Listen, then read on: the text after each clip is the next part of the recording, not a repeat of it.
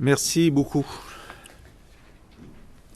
Les Québécois sont très inquiets de l'immobilisme et de l'ambiguïté que connaît la société québécoise depuis une quinzaine d'années maintenant sur toutes les questions relatives à l'identité, à l'immigration, à la laïcité. Et c'est cet immobilisme et cette ambiguïté qui nuit à la majorité francophone, qui nuit aux minorités et qui nuit aux gens qui se sentent constamment l'objet de cette discussion. Alors, il est urgent de trancher, il est urgent d'avoir des règles claires et il est urgent d'avoir une attitude saine envers les Québécois d'adoption. Ce qu'on vous présente aujourd'hui, c'est le résultat d'une discussion que nous avons eue depuis le soir de l'élection du nouveau chef du Parti québécois, une élection qui a été marquée par un débat robuste sur les questions identitaires et autour de propositions que j'ai faites qui étaient très fermes, très affirmées. Et j'ai annoncé que je voulais avoir une discussion plus large avec les collègues pour arriver à une zone de confort sur la base de mes propositions. Est-ce que c'est ce qu'on vous apporte aujourd'hui? L'équilibre que nous cherchons, c'est l'équilibre entre une approche résolue pour les règles de la laïcité et du vivre ensemble d'une part, et d'autre part, la volonté ferme, tangible, d'assurer la réussite de chaque Québécois d'adoption. Et nous pensons, nous en avons discuté au caucus, et donc c'est la proposition de l'aile parlementaire du Parti québécois que nous dévoilons aujourd'hui. Nous pensons que ce sont les deux faces d'une même médaille, que nous devons avancer avec autant de détermination dans la marche vers la laïcité et dans la volonté tangible d'assurer le succès des Québécois d'adoption, de faire reculer la discrimination et le racisme. Et la clé du succès des deux opérations, c'est qu'elles se mènent ensemble. Alors, on va vous expliquer comment nous voyons la chose. Et pour mieux l'illustrer, on l'a inscrite dans le temps, c'est-à-dire d'ici l'élection 2018 et qu'est-ce qui se passerait dans les 2 premières années d'un gouvernement du Parti québécois. Alors, évidemment, notre guide, c'est René Lévesque, qui parlait de la différence vitale du Québec. Et qu'est-ce que c'est? C'est l'addition de tout ce qui fait de nous une nation et la volonté de nous projeter ainsi dans l'avenir et dans le monde. Il faut prendre les mesures nécessaires pour former mieux nos jeunes à une citoyenneté engagée et éclairée autour de nos valeurs partagées, cheminer de façon tangible vers un État laïque, établir une politique d'immigration sur des bases plus saines, assurer le succès de chacun des Québécoises et Québécois d'origine diverses. D'accord? Alors, cette proposition de l'aile parlementaire du Parti québécois, elle est claire, elle est cohérente et résolue, comme Jean-François vient de le dire, et elle constituera un des éléments de discussion qui va culminer avec l'adoption du nouveau programme du Parti québécois en septembre 2017. Notre ambition étant bien sûr de mieux représenter la diversité, avec le recensement des membres et des sympathisants actuels du Parti québécois issus des communautés afin de faire renaître le comité du Parti québécois chargé de ces questions et de mieux organiser son action sur le terrain. Ma collègue Carole Poirier en a la charge. Notre ambition étant par ailleurs de mieux représenter la diversité en engageant le dialogue avec les Québécois d'origine diverse pour écouter leurs réflexions sur le Parti québécois et les inviter à participer à son renouvellement. Et sur ce plan, c'est Paul Saint-Pierre Plamondon qui est en charge. Yes. Alors, notre objectif est d'assurer le succès des Québécois d'adoption. Pour ce faire, nous voulons assurer une meilleure collaboration entre les services de l'immigration et de l'emploi. Nous voulons aussi réduire les délais de délivrance des évaluations comparatives des diplômes, qui est un enjeu important. On veut aussi assurer un parcours complet, incluant les équivalences, les stages en emploi aux diplômés étrangers, en leur permettant de s'insérer dans des professions québécoises.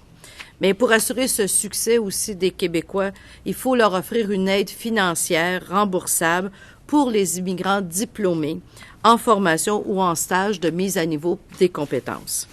Nous devrons aussi négocier notamment avec la Tunisie, le Maroc, l'Algérie, des ententes de reconnaissance réciproque des compétences comme on a actuellement avec la France. Nous avons aussi comme but d'assurer une présence plus juste des Québécois de toute origine dans la fonction publique québécoise et nous devons, et c'est vraiment un objectif important, lutter fermement contre le racisme et la discrimination dans l'embauche, dans le logement et ailleurs, en mettant en œuvre dans les 6 premiers mois de notre gouvernement un plan d'action robuste.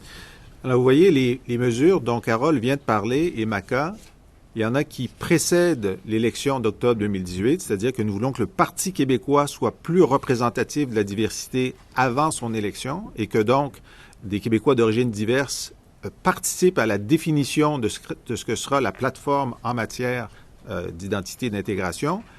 Mais on annonce que dans les premiers mois d'un gouvernement du Parti québécois, dès l'automne 2018, nos premiers gestes seront ceux que Carole vient de définir. Nous pensons que nous devons agir fermement sur le succès de l'intégration dans un premier temps pour bien montrer que notre volonté n'est pas de fermer, mais d'ouvrir. Parlons tout de suite de ce qu'on modifierait sur la francisation des Québécois d'adoption. L'objectif, c'est francisation 100%. Francisation 100% des nouveaux arrivants. Cela veut dire que les travailleurs qualifiés qui demandent à venir au Québec devront démontrer une connaissance intermédiaire ou avancée du français pour obtenir leur certificat de sélection. C'est une clause éliminatoire. Si vous n'avez pas la bonne connaissance du français, prenez des cours supplémentaires. On en offre énormément, mais tant que ce ne sera pas le cas, le certificat de sélection ne sera pas délivré. Évidemment, on ne demande pas aux réfugiés qui se sauvent de bombes ou de tremblements de terre d'arrêter chez Berlitz avant de venir. Évidemment, non. Et donc, pour les réfugiés, nous allons proposer une période de francisation et d'intégration rémunérée pendant plusieurs mois. Ça dépend évidemment de la connaissance du français de chacun, pour faire en sorte qu'il n'ait pas à se poser la question de comment mettre du pain sur la table pour leurs enfants. On dit non, on s'en occupe pendant plusieurs mois pour que vous ayez cette capacité de francisation et d'intégration qui assurera le succès de votre intégration. On veut aussi inscrire dans la loi le droit à la francisation pour chacun, et ça signifie bien sûr bonifier singulièrement les budgets de francisation, du moins dans les premières années, parce qu'à partir du moment où les nouveaux arrivants auront une connaissance du français bien meilleure au point d'entrée, on calibrera en fonction des besoins. Ça, c'est moi. Nous voulons aussi faire un suivi rigoureux de ce que Carole vient de dire. Alors, chaque année, nous voulons avoir un rapport de où est-ce qu'on en est dans l'intégration, dans la lutte contre la discrimination, dans la lutte contre le racisme, dans l'augmentation du nombre de Québécois d'origine diverse dans la fonction publique. Pour ce qui est de la suite immédiate, nous allons demander au vérificateur général, assisté par l'Institut de la statistique du Québec, des experts en démographie, en emploi et en intégration, de préparer des recommandations. Donc, on va donner le mandat à la fin 2018 pour un rapport à l'été 2019, des recommandations sur les seuils d'immigration. Vous savez, je l'ai dit, je le pense, 50 000 immigrants par année, c'est le chiffre de l'échec. C'est ce qu'on voit dans les taux de chômage en particulier, et que ça crée des frustrations chez les gens qu'on veut accueillir mieux. Alors, qu'est-ce qu'on va demander au vérificateur et à son équipe? Bien, d'abord, de déterminer le nombre d'immigrants dont on peut raisonnablement assurer le succès compte tenu de l'effort public financier actuellement engagé. Et deuxièmement, avec les démographes, les gens de l'emploi, dites-nous quelle est la nécessité pour un certain nombre d'immigrants compte tenu de nos besoins en emploi et démographique. Et pour arriver à ce chiffre, quels seraient les investissements supplémentaires dont on aurait besoin? Mais sachez en faisant ça que notre gouvernement compte modifier la façon de choisir les immigrants en faisant en sorte d'augmenter le nombre d'immigrants qui sont jumelés au point d'entrée entre l'immigrant et l'employeur. On le fait dans les Journées Québec. Il faut faire de ces journées virtuelles ou réelles aux 4 coins du globe, mais donc d'assurer ainsi par ce pairage un vrai succès d'intégration. Et deuxièmement, on veut rendre nos universités, nos cégeps sur tout le territoire plus attractifs à des étudiants de cégep et d'universités francophones ou francophiles qui, bien sûr, seront diplômés par nos universités et cégeps, et donc il n'y aura jamais de question sur la qualité de leur diplôme. Et vous le savez, l'école supérieure est le meilleur moment pour l'intégration et l'inclusion. Et donc, le vérificateur général et son équipe pourront voir, compte tenu de ces variables, quels sont les seuils d'immigration qu'il peut nous recommander. Ensuite, le gouvernement du Parti québécois tiendra une discussion politique et fera une recommandation sur un plan de 5 ans pour les seuils d'immigration ainsi informés. Alors, nous proposons aujourd'hui non seulement des actions résolues vers la laïcité de l'État, mais un ordre de marche. On va voir véritablement dans quel ordre arriveront les lois, les actions, les transformations qui nous permettront de continuer et de faire un autre bout de chemin dans ce que la société québécoise a mené comme combat jusqu'ici, c'est-à-dire sa déconfessionnalisation, sa direction vers un État laïque. C'est extrêmement important.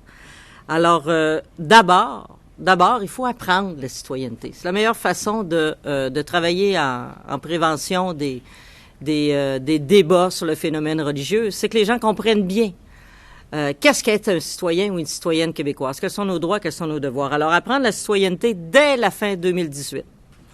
On va mettre en place ce qu'il faut pour remplacer en 2 ans le cours éthique et citoyenneté religieuse par un cours de citoyenneté québécoise. On va préparer nos jeunes à chaque aspect de la vie en société, de la sexualité à la démocratie, à la liberté religieuse, à la liberté d'expression et à la lutte contre l'intimidation. Voilà pour le remplacement du cours éthique et culture religieuse. Au secondaire, on y ajoutera certains volets qui nous paraissent importants dans un cours à la citoyenneté, dont la connaissance de l'économie et des périls du crédit. C'est souvent demandé dans la société québécoise. Et les méthodes employées par les proxénètes, gangs et radicaux religieux pour embrigader les jeunes. Il y a des efforts qui sont faits actuellement par des organismes à l'intérieur de nos écoles, mais ce doit être fait de façon ordonnée et concertée, appuyée par le gouvernement. Il faut clarifier les règles sur les signes religieux. Objectif février 2019, inscrire dans une loi les éléments qui font consensus en matière de laïcité au Québec. Baliser dans la Charte des droits les paramètres encadrant les accommodements religieux. Exclure tout accommodement qui serait incompatible avec l'égalité entre les hommes et les femmes. Il faut que ça devienne pas un élément parmi d'autres, il faut que ça devienne un élément prépondérant. Et surtout inscrire le principe de la laïcité de l'État dans la Charte des droits et des libertés du Québec. Sur les signes religieux pour les employés de l'État. Évidemment, ils doivent avoir le visage découvert dans le cadre de leurs fonctions. Évidemment, ça doit être aussi le cas pour les citoyens lorsqu'ils reçoivent des services de l'État, sauf, et voilà l'exception, nous, qui doit être la seule exception auquel on peut faire face, c'est pour motif de santé et sécurité impératif et avéré. Donc, oui, il y aura une exception pour permettre... D'ailleurs, ça correspond exactement à tous les débats que nous fait Stéphanie Vallée actuellement. À chaque fois, c'est exactement ce qu'elle nous propose comme exception. Ça doit être inscrit comme comme c'est pensé. Ensuite, j'espère que la CAQ écoute, le tchadar doit également être interdit pour tous les employés de l'État par respect du principe de l'égalité entre les hommes et les femmes et de la laïcité. Je ne peux pas être plus clair. Sur les signes religieux, ensuite, dans leur formation et le guide éthique, parce que nos fonctionnaires, la fonction publique, a une formation et un guide éthique à compter de 2019. Le gouvernement fera la promotion d'un devoir de réserve, affirmant sa préférence pour la plus grande réserve possible dans l'affichage des convictions politiques, sociales, religieuses ou autres des employés de l'État. Donc, renforcer le devoir de réserve et chacun sera libre de se comporter à sa guise et de cheminer à son rythme. Il n'y a pas d'échéancier là-dedans, il n'y a pas de sanction. Il y a vraiment un ajout à la formation. Pour les figures d'autorité, les personnes qui ont un pouvoir de contrainte, juges, gardiens de prison et policiers, les fonctions qu'on nomme usuellement, ne doivent en aucun cas, évidemment, afficher leurs convictions religieuses. Même règle pour les autres figures d'autorité, soit les enseignants et enseignantes du primaire et du secondaire et les éducateurs et éducatrices en garderie. Je parle évidemment, quand je parle d'éducateurs et éducatrices en garderie, on parle ici de beaucoup des installations. Maintenant, il y a toutes sortes d'autres formes d'installation de services de garde. Je pense au milieu familial, aux subventionnés. Alors, un comité va se pencher sur l'applicabilité de cette règle dans les différentes formes de garde, formes de services de garde, outre les installations. Cette mesure s'appliquera graduellement. Les salariés actuels, évidemment, préserveront leurs droits acquis. Donc, clause grand-père. Alors, voilà pour les signes religieux. Évidemment, il y a toute la question de l'enseignement des enfants et de certains enfants qui sont dans des écoles légales ou illégales, mais où la formation pédagogique n'est pas équivalente à celle que les autres enfants ont au Québec. Le principe que nous voulons inscrire, c'est le droit absolu au savoir. Et c'est à partir de ce principe-là que nous allons agir.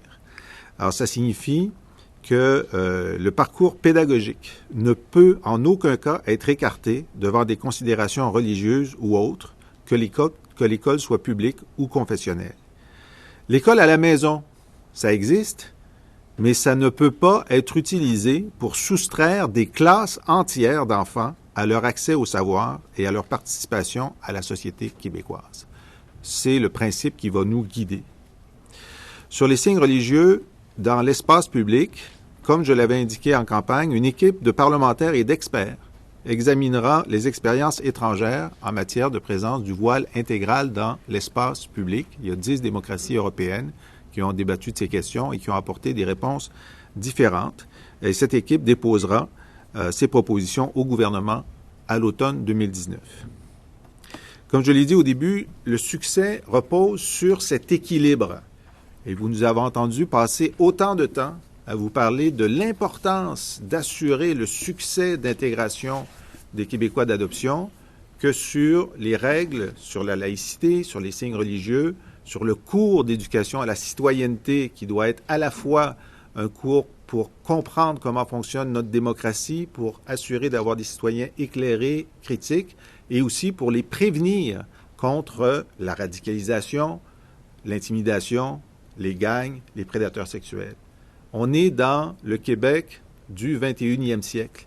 Il faut que nos jeunes citoyens, d'où qu'ils viennent, quelle que soit leur religion, la religion de leurs parents, puissent avoir ce tronc commun de connaissance de qu'est-ce qu'est un citoyen québécois au début du 21e siècle. Alors, nous pensons ici être en mesure de parler à beaucoup de Québécois, de la majorité francophone, de la minorité non francophone, des minorités culturelles, en disant « Voici un chemin où chacun peut s'y retrouver. » Et notre volonté, c'en est une, comme pour la loi 101, dont certains disaient que c'était une approche de fermeture et qui est devenue une approche d'ouverture avec les enfants de la loi 101. C'est de la même façon que nous procédons aujourd'hui.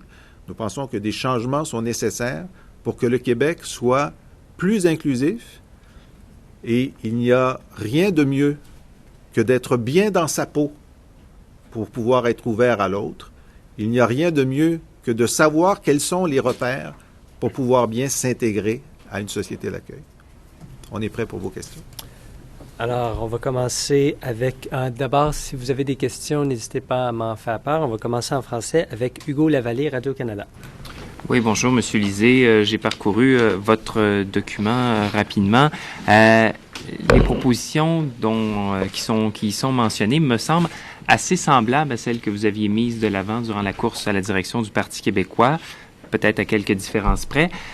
En quoi est-ce que ça a été utile, donc, cet effort de ce long détour, cette consultation auprès de votre caucus, cette valse hésitation qu'on a sentie dans vos déclarations? Si finalement on revient un peu au point de départ qui était votre position durant la course, ça me semble pas avoir été très productif. Rassembler, c'est le premier devoir d'un nouveau chef. Rassembler, ça demande de discuter, de comparer, de se montrer des textes, d'avoir de l'ouverture. Évidemment, la légitimité du vote, elle était là sur des propositions que j'avançais, mais comme je l'ai dit, ça prenait une zone de confort. Et une grande partie de cette zone de confort, on l'a trouvé dans un engagement plus ferme sur l'ouverture à l'autre et sur le succès des Québécois d'adoption. Et donc, c'est cet équilibre entre ces deux volontés qui permet de rassembler plus largement. Et donc, oui, c'était très utile. Il y a 6 semaines entre mon élection comme chef et ce matin. On vous avait dit qu'on voulait faire ça avant la fin novembre. Donc, nous, on est dans nos temps. Peu importe ce que les autres ont dit, de quelque façon que ce soit, on est dans la séquence qu'on souhaitait. Hier, on a eu une longue discussion avec les autres parlementaires au caucus. Il y a des changements qui ont été faits de formulation, d'angle, etc., pour faire en sorte que chacun puisse dire aujourd'hui, l'aile parlementaire du Parti québécois, la proposition qu'elle fait au parti, ensuite ce sera débattu dans les instances et on verra des bonifications qui pourront être faites, que nous sommes unis derrière une vision commune des choses et qu'elle soit très proche pour ce qui est de la laïcité des propositions que j'ai faites pendant la campagne, ça tombe un peu sous le sens, puisque comme j'ai gagné la course, il est un peu normal que mes idées soient assez largement partagées. Donc, si on comprend bien, c'est pas une position définitive. Ce que vous mettez de l'avant aujourd'hui, ça peut évoluer à la lumière de ce que le parti acceptera ou n'acceptera pas, à la lumière aussi peut-être de discussions avec Québec solidaire sur la convergence. On comprend que finalement, les positions que vous présentez aujourd'hui ne seront pas nécessairement celles que vous défendrez lors des prochaines élections. Nous sommes un grand parti démocratique et notre programme est adopté au moment du Congrès. 50% des membres du Parti québécois ont voté pour moi. Alors, ça donne une bonne indication de ce qui se passera au Congrès. Et l'aile parlementaire s'est rassemblée autour des propositions que vous avez aujourd'hui. Alors, je pense que ça nous donne un bon échantillon également. Mais le Congrès du Parti québécois est souverain et il y aura des débats, il y aura la résultante des débats. Mais cette proposition que nous faisons, moi, j'ai très, très bon espoir que ce sera, à quelques éléments près, ce qui sortira du Congrès. Maintenant, pour Québec solidaire, j'ai bien indiqué que il y a la raison pour laquelle c'est intéressant d'additionner nos forces, c'est parce qu'il y a des différences entre nous. Il y a des différences importantes qui fait que des gens qui veulent réduire la paperasse pour les PME, c'est moi qui dis ça. C'est ma proposition. C'est pas la proposition d'Amir. OK? Et sur un certain nombre de choses, sur les régions, par exemple, je suis très affirmatif sur l'importance pour les régions. Québec solidaire n'est pas en pointe sur ce dossier. Sur l'identité, il est certain que le Parti québécois a une personnalité et des propositions qui sont plus ambitieuses que celles de Québec solidaire, et ce n'est pas de nature à être négocié. Je m'attends à ce que, si on arrive à une entente, les propositions communes sur lesquelles nous serons unis ne comprendront pas certaines des propositions qu'on fait aujourd'hui. Ils vont dire, nous, on propose autre chose sur l'identité, mais très bien, nous, on n'appuie pas les leurs, eux n'appuient pas les nôtres, mais on s'entend sur ce sur quoi on s'entend. Et moi, je trouve que c'est important que Québec solidaire garde sa personnalité, nous, on garde notre personnalité, mais on s'entend sur ce sur quoi nous convergeons. Mais je suis bien conscient aussi que l'ajout de mesures très concrètes, tangibles et rapides pour le succès de l'intégration, ça va sourire à beaucoup de nos collègues de Québec solidaire qui estiment que c'est là-dessus surtout qu'il faut travailler. Nous, on dit qu'il faut travailler sur les deux. Donc, il y a quand même des points qui pourront nous rapprocher. Alexandre Robillard, la presse canadienne. Monsieur Lisée, la semaine dernière, vous disiez que les questions identitaires ne seraient pas dans vos 3 premiers thèmes pour le Parti québécois. Hier, je vous cite, là, donc vous avez dit que pour vous, ce qui est important, c'est la prospérité, la solidarité et l'identité. Ce sont mes 3 thèmes. Donc, comment vous réconciliez cette apparente contradiction en termes de priorité d'une semaine à l'autre? Il n'y a pas de contradiction. Il y a des chapeaux. Vous savez, prospérité, ça regroupe plusieurs choses. Solidarité, ça regroupe éducation, santé, services sociaux. Et identité, ça regroupe aussi la langue. J'avais parlé de la langue. Alors, c'est une façon de dire, si vous voulez résumer les 5 en 3, c'est solidarité, prospérité partagée et identité. Et moi, je n'y vois pas de contradiction. J'y vois une affirmation peut-être plus synthétique de nos priorités. OK. Mais c'était quand même pas dans les 3 priorités la semaine passée. Si vous mettez santé et éducation sous solidarité, là, vous êtes plus synthétique. Pensez-vous que certaines de vos propositions pourraient contribuer à certaine radicalisation de certains individus qui y verraient une attaque à des convictions religieuses qui leur apparaissent incontournables. Et est-ce qu'il y aura unanimité sur ces propositions? Non. Est-ce que le Parti libéral va être d'accord avec ça? Non. Alors, on est dans le débat et je pense qu'il faut trancher. Et il faut s'avancer à visage découvert, si vous me permettez l'expression, et être clair sur nos propositions et être clair aussi sur notre volonté d'ouverture. Alors, jamais, en aucun cas, ni pour la loi 101, ni pour la loi 22 de Robert Bourassa, ni pour aucune action en termes d'identité ou même de déconfessionnalisation. Jamais il n'y a eu d'unanimité. Il y a toujours eu des gens pour dire que c'était trop, que c'était pas correct. Alors, si ça avait arrêté René Lévesque, on n'aurait pas eu de loi 101. Est-ce que vous serez lié par les recommandations du vérificateur général, M. Lisée? Comme c'est écrit en toutes lettres, ce seront des recommandations. Et donc, le gouvernement du Parti québécois prendra la décision. Mais évidemment, on fait ça pour dépolitiser. Moi, je ne veux pas que ce soit Philippe Couillard qui dit « ça en prend 60 000 » ou François Legault qui dit « ça en prend 40 000 », alors que c'est fondé sur rien. Lorsque le vérificateur général, avec les démographes et les spécialistes de l'intégration en emploi vont nous dire « voici le chiffre qui nous semble optimal », ça va avoir un poids moral important, un poids scientifique important. Et c'est ma volonté de dépolitiser ce débat-là qui est représenté dans cette proposition. Alain Laforêt, TVA. On est nombreux. Je vais me limiter à deux questions, M. Lisée. On sent que vous vous êtes durci par rapport à votre position initiale de votre campagne, particulièrement sur le tchadar. Je ne sais pas où vous sentez ça. D'ailleurs, lorsque nous avons déposé le 10 novembre nos 8 amendements, le tchadar y était. Nous, on a toujours été favorable à ce qu'on appelle l'amendement Fatima Ouda-Pépin, d'exclure le tchadar. C'était le cas précédemment. Moi, je me souviens pas d'un moment où on était favorable au tchadar pour les employés de l'État. Je me trouver ça, là. Je me souviens pas de ça. Et le 10 novembre dernier, on a formellement déposé dans nos 8 amendements un amendement pour exclure le tchadar dans l'espace pour les salariés de l'État. Monsieur Fournier nous a dit tout à l'heure, en parlant de la CAQ, mais là, ça s'applique un peu à ce que vous nous dites aujourd'hui, que exclure le tchadar, entre autres pour les enseignants, c'est un peu pratiquer la politique de la terre brûlée, de la non-inclusion, du vivre ensemble, parce qu'il dit ces gens-là s'identifient à ça, et à long terme, peut-être qu'ils accepteront de le retirer. C'est ce que j'ai demandé au premier ministre cette semaine. Pourquoi, en février 2014, dans un document officiel du PLQ, était-il écrit qu'il fallait interdire le tchadar pour les salariés de l'État? Pourquoi c'était bon pour le PLQ en février 2014 et que maintenant, ce serait mauvais? Moi, je pense qu'on est tous d'accord pour dire que le tchadar est, comme l'avait dit le premier ministre, un symbole de l'oppression de la femme. Et si le Parti libéral veut approuver dans nos écoles un symbole de l'oppression de la femme, je pense qu'ils sont pas mal déconnectés de la valeur québécoise qui prime chez beaucoup d'entre nous, qui est l'égalité des hommes et des femmes, et qu'il n'est pas question que l'État, par ses salariés, envoie le message qu'un symbole de l'oppression de la femme, ce serait une bonne chose de l'autoriser. On passe à, pardonnez-moi, Robert Dutrisac, Le Devoir.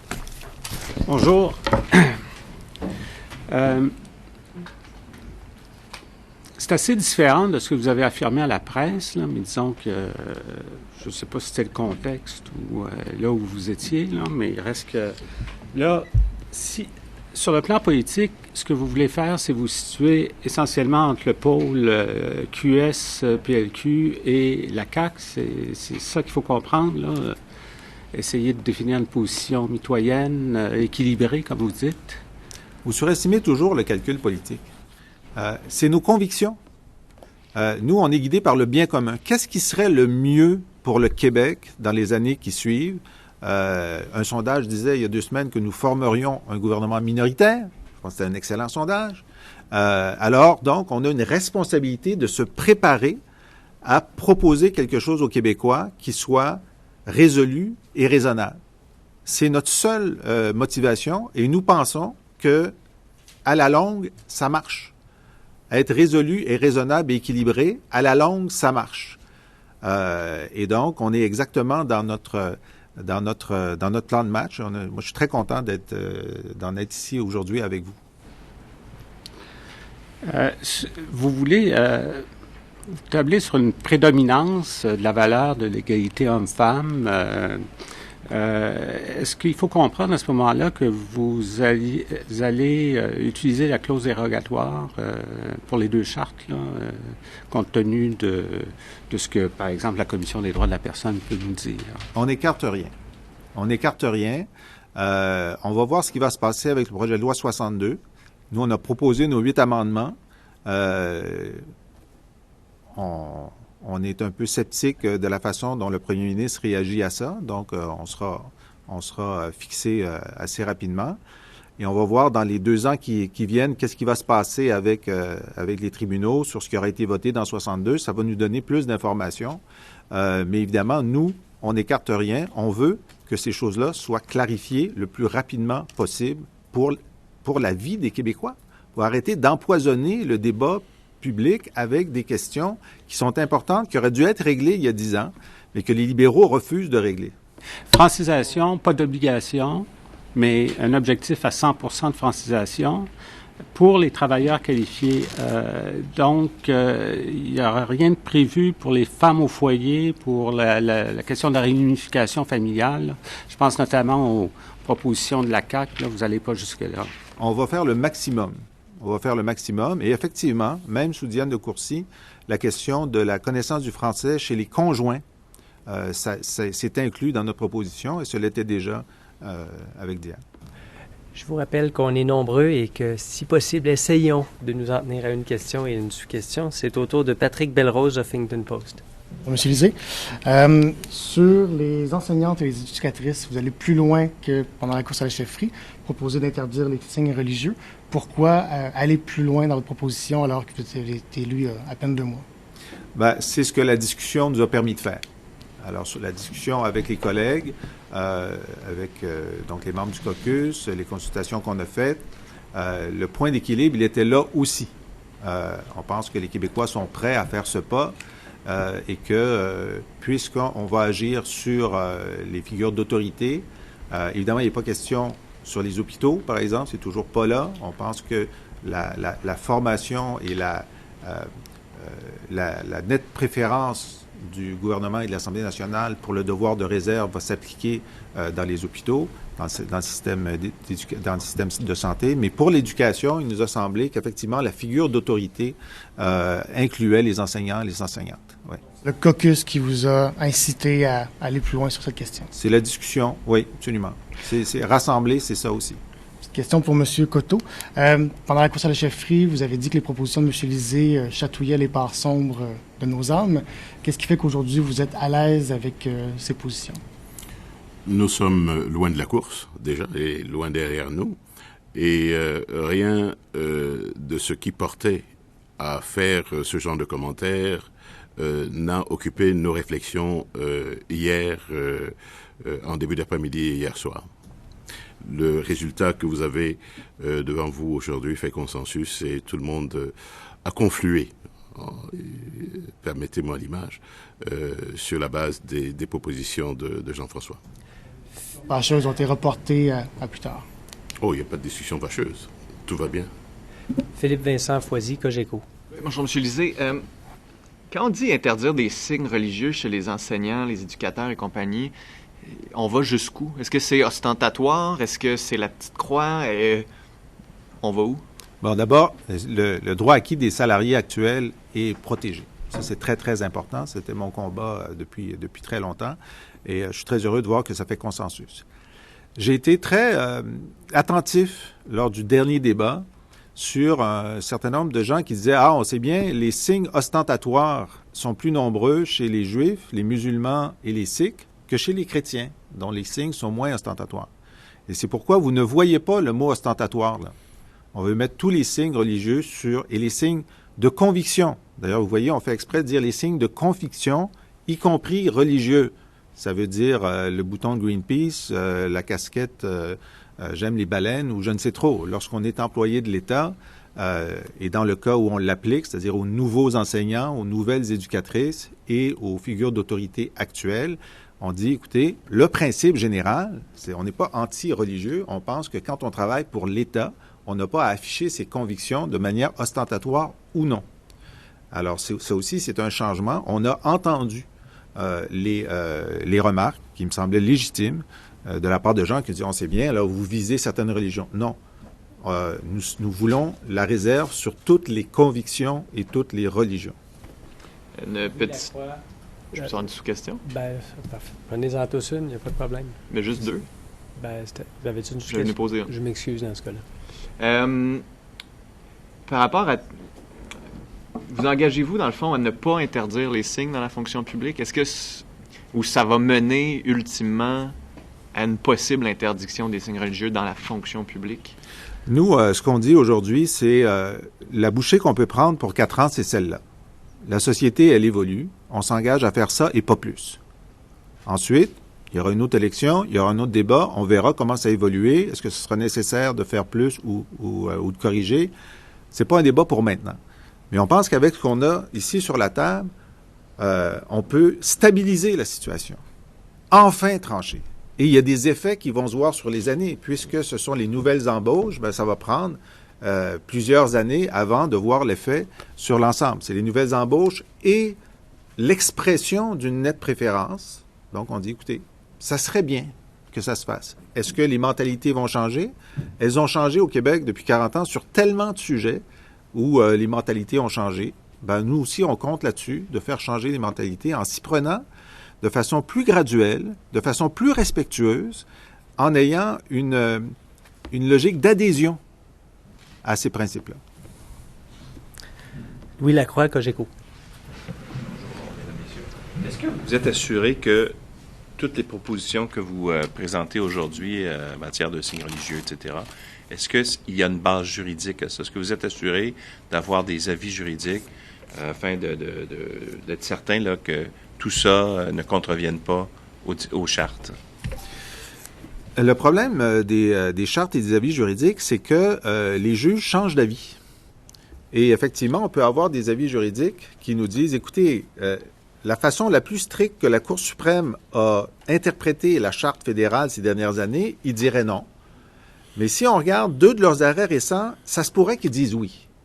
Alors nous, on ne veut pas jouer là, au devin dans la tête de l'évolution de la jurisprudence canadienne sur une charte qu'on n'a jamais négociée, approuvée ou ratifiée. Nous, on va dire, voici quelle est la volonté du Québec. Et comme je le disais tout à l'heure, est-ce que oui ou non, on va utiliser la clause non-obstant au moment de son adoption? On aura le débat à ce moment-là. On verra. Peut-être que l'évolution jurisprudentielle sera telle que ça ne sera pas nécessaire. Il y aura contestation de toute façon. Il y a contestation pour toutes les lois d'importance. Hein? Bon, c'est certain. Mais donc, nous, ce qui nous intéresse, c'est le bien commun. Et ensuite, on verra ce qui se passe. En sous-question, vous aviez dit durant la course que vous aviez proposé, en fait, qu'on adopte le projet de loi 62 dans son état actuel, compte tenu du fait que vous considériez à l'époque que c'était une base. Hein, de dire par la suite on l'améliorera ou c'est une base. Est-ce que, j'ai vu que la semaine dernière, vous avez voté pour le principe, en faveur du principe.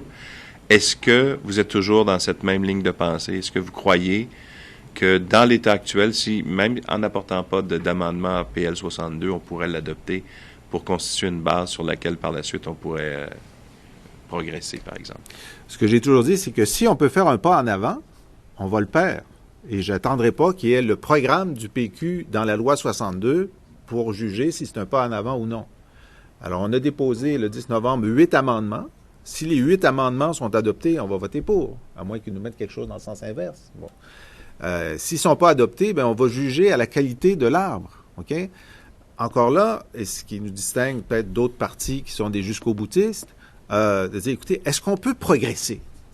Si on peut progresser de façon tangible, ce sera oui. Est-ce que lorsqu'on a vu le libellé du projet de loi et lorsque les juristes sont venus nous l'interpréter devant nous pour nous dire l'exception, c'est la règle. En fait, pour le visage couvert, l'exception est écrite de telle façon que moi, je lève la main, je dis, moi, je veux un accommodement religieux, donc je garde le visage couvert. Puis ce serait oui, ben là, c'est le contraire. Alors ça, c'est un pas en arrière. Alors c'est sûr que j'étais content que le premier ministre réponde à ma question cette semaine en disant il n'y aura aucune exception pour motifs religieux. Ah ben on avance. Alors moi, j'aime mieux être dans un processus d'amélioration. On verra les amendements qui sont déposés. On verra avec l'excellent travail d'Agnès et des collègues à la commission si on peut aller encore plus loin. Et si on est satisfait qu'il y a vraiment une avancée significative, on va voter oui. Si on n'est pas satisfait, on votera non. Dans l'état actuel des choses, si vous non. me permettez, juste un petit mot, une phrase. Les signaux que j'ai reçus actuellement du gouvernement étaient à l'effet qu'ils examinaient sérieusement nos amendements et que certains pourraient être adoptés. Semble-t-il que nous ayons eu la bonne approche. On jugera de la qualité des avancées. Geneviève Lajoie. Bonjour. Quelle est la différence entre votre position et celle de la CAQ à l'heure actuelle? Je pense que la position essentielle,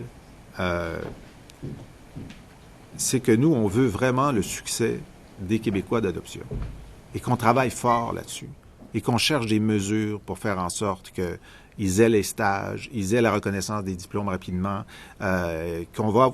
Religieux. Ben, c'est ça la différence, OK? C'est que pour la CAQ, c'est un genre d'idée fixe. C'est la seule chose dont ils peuvent parler. Ben, nous, on pense que c'est essentiel de faire autre chose aussi. Et que si on veut le succès, il faut être équilibré dans notre approche. Et la CAQ est complètement déséquilibrée. Complètement déséquilibrée. Pour les signes religieux, votre position là, s'apparente beaucoup à celle de la CAQ aujourd'hui, là, avec les enseignants qui sont ajoutés, le tchador. Le tchador a toujours été là, comme je l'ai dit. D'ailleurs, je vais vous dire quelque chose sur la pub de la CAQ. Voulez-vous que je dise quelque chose sur la pub de la CAQ? Le débat politique québécois par rapport à ce qui se passe aux États-Unis a toujours été exempt d'une volonté consciente de mentir pour obtenir des gains politiques. On y a échappé aux mensonges programmés. Puis on regardait aux États-Unis ce qui se passait, mais comment ça se fait? Des candidats, des chefs de parti mentent, font des publicités mensongères. Jamais ça n'arrivera au Québec, mais ça vient d'arriver. Aujourd'hui, François Legault a décidé de diffuser une publicité qu'il sait mensongère. C'est extraordinaire. Alors on s'est demandé, mais pourquoi? Qu'est-ce qui s'est passé? Nous, on sait que nos pointages dans les 4 partiels sont très bons, que l'accueil est très bon. On sait que ça va mal dans Tabasca pour la CAQ à cause de leur utilisation de Sylvie Roy. On le sait, on le voit sur le terrain. Puis on sait que ça va mal à Saint-Jérôme pour la CAQ. Alors, est-ce que c'est pour ça que François Legault a décidé, écoute, ça va tellement mal qu'on va mentir. Ça va tellement mal qu'on va utiliser un argument d'une démagogie jamais connue au Québec. Eh bien, il y a peut-être des gens qui vont croire le mensonge de François Legault. Mais moi, je parie qu'il y a beaucoup plus de gens qui vont dire « Wesh, c'est pas ça qu'on veut en politique québécoise. » Un futur premier ministre qui fait une publicité qu'il sait mensongère? Non, c'est pas ça qu'on veut. Peut-être juste une précision, vous gardez l'idée d'une discussion sur le voile intégral dans l'espace public. Pourtant, ça avait quand même soulevé quelques frictions durant la dernière course à la chefferie. Pourquoi le garder? Parce que c'est une bonne idée. À mon tour, j'aurais peut-être une ou deux petites précisions à vous demander concernant l'interdiction possible de signes religieux chez les éducatrices en garderie. Je crois comprendre que certaines ne seraient pas des salariés de l'État, ça tiendrait par exemple des garderies familiales. Donc, est-ce que l'intention du Parti québécois serait d'interdire les signes religieux à ces éducatrices en milieu familial? Est-ce qu'il y aurait une clause de droit acquis, puisque si je lis strictement le texte, là, vous parlez des salariés de l'État. Donc, est-ce que cette clause s'appliquerait à elle? Et pourquoi cette interdiction est nécessaire à vos yeux? Écoutez, on disait clairement qu'on va l'appliquer de façon graduelle dans les garderies en installation, ce qu'on appelle les CPE en installation. Mais c'est sûr que les garderies en milieu familial sont souvent des petites entreprises privées. Il y a aussi les garderies qui procèdent par crédit d'impôt.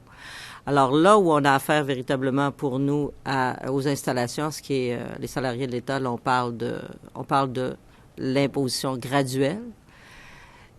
Pour le reste, il faut absolument en parler avec les milieux concernés, il faut en parler avec les parents, il faut en parler avec les gens qui travaillent au jour le jour. Alors, on va faire une table de travail avec eux, avec les experts, puis on va voir comment on peut gérer ça. L'idée étant de protéger les enfants de toute influence indue. Alors, l'idée, c'est de protéger les enfants. C'est pour ça aussi que le cours éducation et culture religieuse, on veut le transformer en éducation à la citoyenneté, parce que les commentaires que nous avons sont à l'effet qu'actuellement, dans sa forme actuelle, ils ne protègent pas les enfants. Alors, voilà ce qu'on veut faire. Protection des enfants. Et là où on a besoin de travail avec les experts, avec les gens qui s'y connaissent, on va travailler avec eux.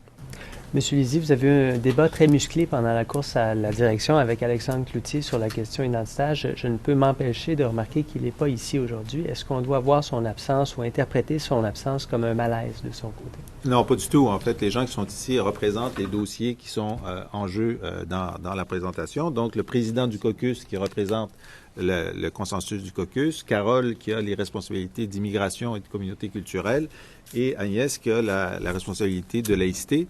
Alors, ce sont les porte-paroles désignés. Je suis sûr que vous allez interroger Alexandre. Il sera heureux de répondre à vos questions. Et vous vous êtes assuré qu'il est à l'aise avec la totalité de la plateforme que vous présentez aujourd'hui? Est-ce que c'est ce qu'il aurait proposé s'il avait été chef? Non.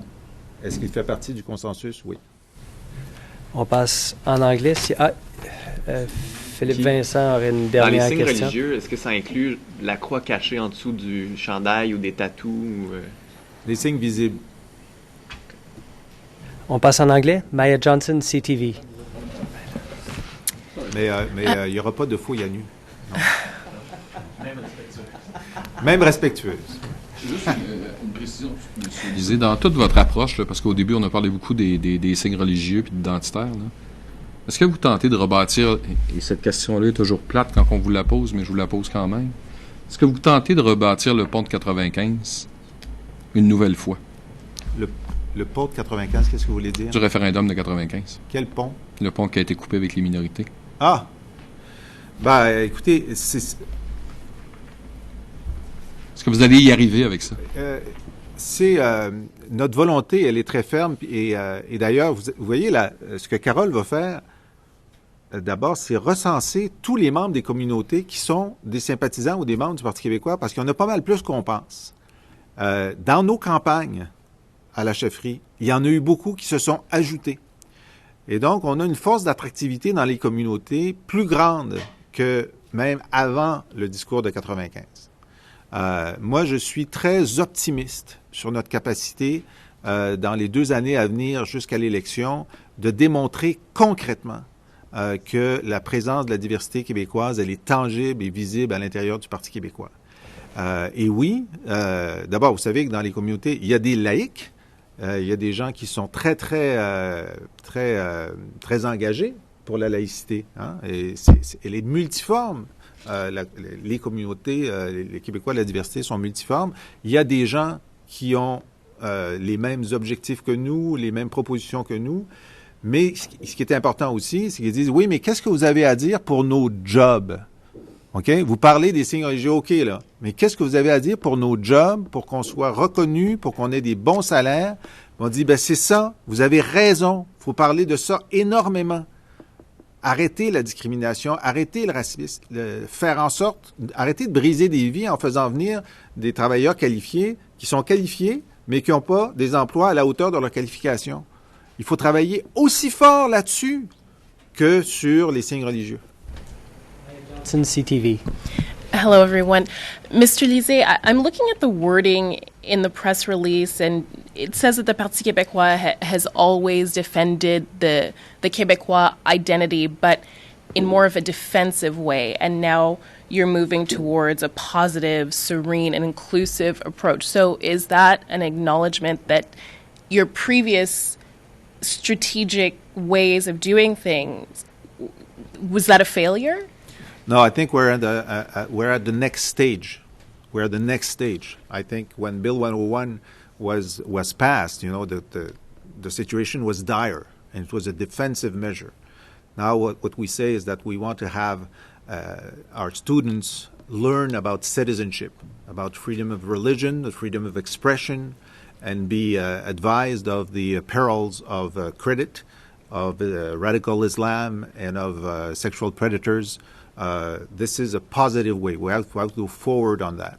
We want to express what our common values and what we share and what we can do together. And one of the elements of this positive posture is to say we have to work much harder at getting Quebecers from other lands that come here to have good jobs equal to their abilities and qualifications. And we haven't worked sufficiently well in the past. We should do much more on that. And we commit to do that at first. And what we're saying today is that a PQ government, its first measures on all these issues of identity immigration would be to implement a series of measures that would better serve Quebecers of different origins that are not in good enough jobs, that have been denied jobs or lodging in the past, and that's a priority. You had very harsh words for the CAQ because of the ad that they put out this morning saying it's not really truthful, but fundamentally aren't the CAQ and the PQ saying the same thing when it comes to the Chador? What's the difference between your position and the CAQ's position? Well, that's the point. They're trying to say there's a difference when there's not. So that's where the lie is. You know, we've been exempt in Quebec of this kind of American-style willful lying in political ads until today.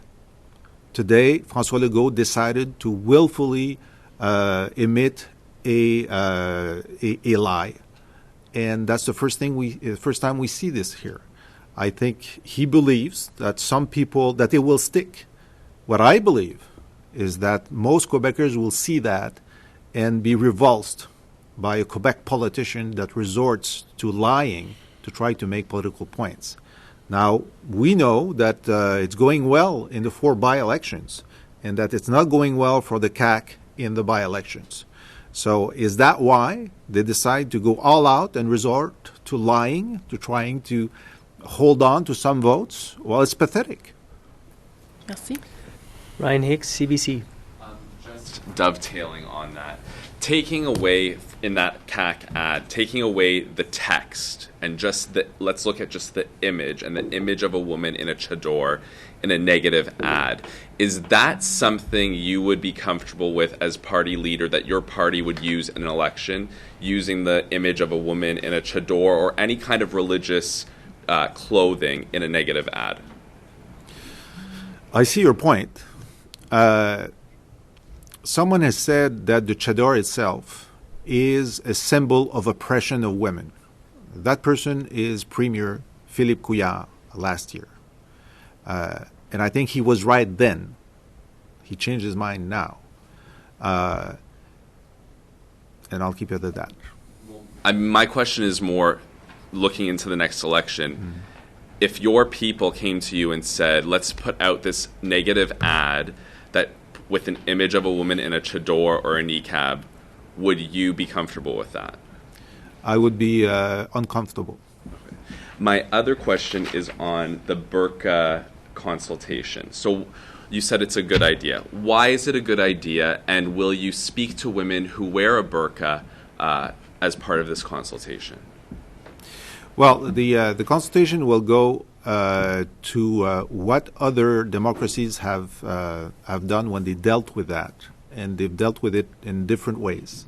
And I'm going to ask parliamentarians and experts to, yeah, sure. The answer is yes to your question, but I don't want a show trial. I don't want, an open thing where racist things would be said. I don't want that. I don't want that in any case. I want a measured, expert collection of facts and recommendations to the Quebec government. Raquel Fletcher, Global. Should teachers be allowed to wear chadors in Quebec schools? Well, yes. what we say now is that for new hires, the dress code will be no political, social, or religious signs. So for new teachers. Existing teachers have the right that they have for the whole career, and we will, as a National Assembly, say, listen, when you work for the state, you should have a duty of not showing your convictions, be they political, social, or religious. But you decide. But that would be the preferred thing to do. But as for teachers, and for the health sector, that's the whole thing. For the health sector, we simply say it would be nice if a patient would not have to see the convictions of the employee in any way. It would be nice. Think about it, okay? But for teachers who are figures of authority at the primary and secondary school, we're not talking about CEGEPs or universities, but primary and secondary schools, we say new hires will have this new dress code in terms of signs. Okay. If you're elected premier in 2018, how will you reach out to new immigrants, particularly women, as the premier?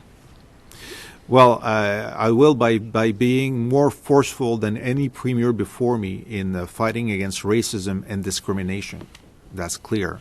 I will want to make sure that young students have the absolute right to knowledge, and I will act forcefully against sects that would take out young kids and refrain or make it so that they don't learn what a normal Quebec child should know. Our insistence on equality of men and women cannot be stronger. We think this equality should predominate on other issues when deciding on a number of things. And I'm not going to wait until the election. We have two initiatives already started in the Parti québécois to make sure that there are more members of diversity in the party, helping us frame policy on these issues in particular, but policy on all issues as well. And we know that across the board, we talk a lot about these identity issues and religious signs, but what members of the communities are telling us, like others, we want good jobs. We want to be recognized for our skills. We want to be part of the dynamism of Quebec. Stop saying that we're the other. We're you. So that's why we want an inclusive approach to that. And we're forceful on secularism, and we're equally forceful on making sure that every immigrant story in Quebec is a success story. Do you regret comments that you made during the leadership campaign that women could hide weapons underneath their chadors or their burqas? Not my best line. Thank you. Caroline Plante, La Gazette. There's me. Hello. Mr. Lisée, you've said repeatedly... Oh, that was a good punch. I mean, it was a nice ending. Yeah, but you said repeatedly, you've said that you want to reach out to the Anglophone and Allophone community. How confident are you that they will adhere to this idea of reviving elements of the Values Charter? Well, you could say there's elements also in the Liberal bill. Anything we do was included in the previous debate. So the question is, clearly there is a majority of Quebecers that want to go forward on that. What is the more what is the more reasonable path? Who is more trustworthy to do this and in the most respectful and gradual way? And I think the answer is the Parti québécois. Okay. What happens to the... You seem skeptical. What's that? You seem skeptical. Yeah. What happens to the public sector employee who refuses to comply and leave his or her religious symbol at home? You said no sanctions, but won't that create tension in the workplace among employees? What happens to that employee? Well, it's when you change attitudes in a society. You know, there's discussion. There's I decided to go along, you didn't. So there's going to be discussion. But that's how a society changes its attitudes. But I'll say, listen, there's no sanctions, there's no timetable. So this is my right, and I know Quebecers. You know, they can be they can be forceful in asserting their rights. I have no inquiétude. Wouldn't that lead to some sort of bullying? I don't think so. No. No. So that person would be welcomed in the public service and be able to fully, work and exercise his or her right to wear a religious symbol. Exactly Despite what you're saying in this strategy. Exactly so. Okay. And last question, sorry. What about Quebecers who don't want to choose between a job and a religious symbol? Some Quebecers would prefer not having to choose between, do I apply for a job in the public service and risk getting bullied or looked at the wrong way? Well, laws are laws, and so you have the choice to comply or do something else. Thank you. Merci.